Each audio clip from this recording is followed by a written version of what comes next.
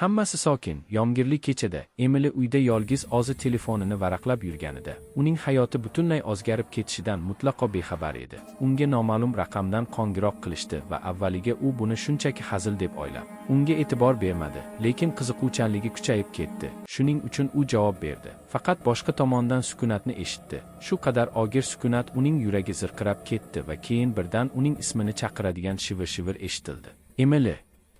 Qachon boshlandi? U kulmoqchi bo'ldi, lekin ovoz davom etdi. Bu safar faqat o'zi bilishi mumkin bo'lgan narsani tasvirlab berdi. Uning yashash xonasining aniq tartibi, divan ustidagi rasm, oshxona peshtaxtasida qoldirgan kruchka va Emily bu oddiy hazil emas, avtomatlashtirilgan ovoz emasligini anglab, qotib qoldi. U hozirgina 2 marta tekshirgan qulflarni, eshiklar mahkamlanganini eslagach, vahima paydo bo'ldi. Lekin ovoz to'xtamadi, o'ziga bo'lgan ishonch kuchaydi, deyarli masxara qilardi. O'tgan hafta eng yaqin do'sti bilan bo'lgan janjali va hech kimga aytmagan sirlari kabi hech kim bila olmaydigan xotiralarni so'zlab berdi. U go'shakni qo'ymoqchi bo'lganida uning barmoqlari titrardi, lekin qo'ng'iroq tugamadi. Darhol orqaga qaytadi va telefon orqali uning quloqiga yaqinroq shivirlab, "Men hozir shu yerdaman, Emily va men kutgan edim" degani yaqinlashdi va o'shanda chiroqlar miltilladi. Harorat pasaydi va uning telefon ekranida hech qanday sabab yo'q, chunki uning qorong'i ovozi yorilib ketdi.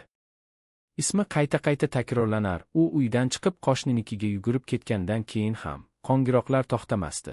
O'sha noma'lum raqamdan kelardi va nihoyat jasoratini jasorat qilib, raqamni internetdan qidirishga muvaffaq bo'lganida, hech qachon bo'lmaganidek hamma yozuvlar o'chirib tashlandi. Faqat notanishlarning dahshatli ogohlantirishlari qoldi, xolos.